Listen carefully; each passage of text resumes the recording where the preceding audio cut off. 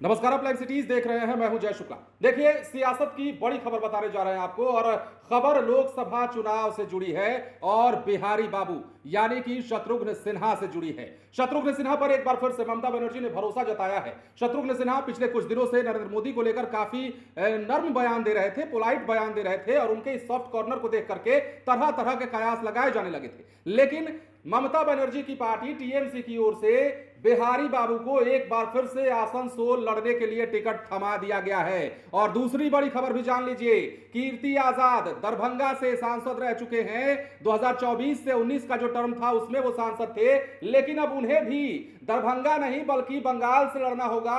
उनको बंगाल से टिकट मिला है। और देखिए, दुर्गापुर से कीर्ति आजाद को टिकट दिया गया है लोकसभा चुनाव लड़ने के लिए। अब कीर्ति आजाद जो है अपना दमखम बंगाल में दिखाएंगे। तो ये बड़ी खबर।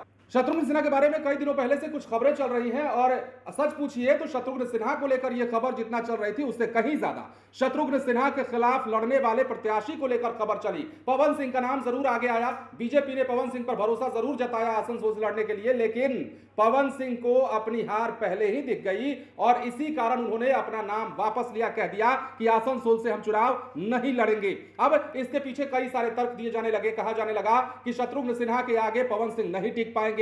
शत्रुघ्न सिन्हा का जनाधार आसनसोल में इतना ज्यादा है कि वहां कोई भी छोटी मोटी ताकत उनके सामने नहीं टिक पाएगी। तो देखिए, पवन सिंह तो हट गए, अब उनके सामने किसे उतारा जाता है ये अभी भविष्य के गर्भ में है। ये कुछ दिनों बाद शायद साफ हो जाएगा। लेकिन आसनसोल से शत्रुघ्न सिन्हा को टीएमसी ने एक बार फिर से टिकट थमाया है, और एक बार फिर से यह तय हो गया है कि बिहारी बाबू शत्रुघ्न सिन्हा आसनसोल से लोकसभा का चुनाव लड़ने जा रहे हैं। तो वहीं दुर्गापुर से कीर्ति आजाद को आप नहीं जानते तो हम बता देते हैं, हालांकि आप सभी जानते होंगे। 83 वर्ल्ड कप जो मैच इंडिया टीम ने जीता था उसके वो सदस्य रहे थे, मतलब उनके प्लेयर रहे थे। कीर्ति आजाद उसके बाद से राजनीति में भी आए और बिहार के दरभंगा सीट से लोकसभा चुनाव भी जीते। कीर्ति आजाद बड़े प्लेयर के तौर पर जाने जाते हैं, बड़े क्रिकेटर रहे हैं, और पूरे देश में दुनिया में उनका नाम लोग जानते हैं क्रिकेटर के तौर पर, अब तो राजनेता के तौर पर भी। लेकिन अब कीर्ति आजाद को लेकर भी बड़ी खबर कि बंगाल के दुर्गापुर से वो लोकसभा का चुनाव लड़ने जा रहे हैं। तो सियासत की बड़ी खबरें शत्रुघ्न सिन्हा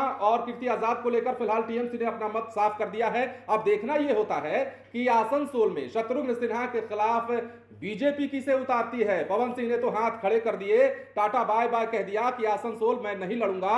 अब पवन सिंह के बाद देखिए, कई नामों की चर्चा है सोशल मीडिया पर, हमने भी कई तरह की खबरें देखी। कहा जा रहा है कि अब बीजेपी जो है किसी सिन्हा उम्मीदवार को ही उतारने की बात कर रही है। कई नाम की भी चर्चा हो रही है। भोजपुरी के जो एक निर्माता निर्देशक है अभय सिन्हा, उनकी भी नाम की भी चर्चा है, लेकिन अब तक कुछ फाइनल नहीं हुआ है। किसी भी बात पर मुहर नहीं लगी है, और यह साफ नहीं हो पाया है कि शत्रुघ्न सिन्हा के खिलाफ आसनसोल में आखिर कौन लड़ने जाएगा, कौन उन्हें हराने का दम रखता है। फिलहाल बने रहे लाइव सिटीज के साथ। धन्यवाद।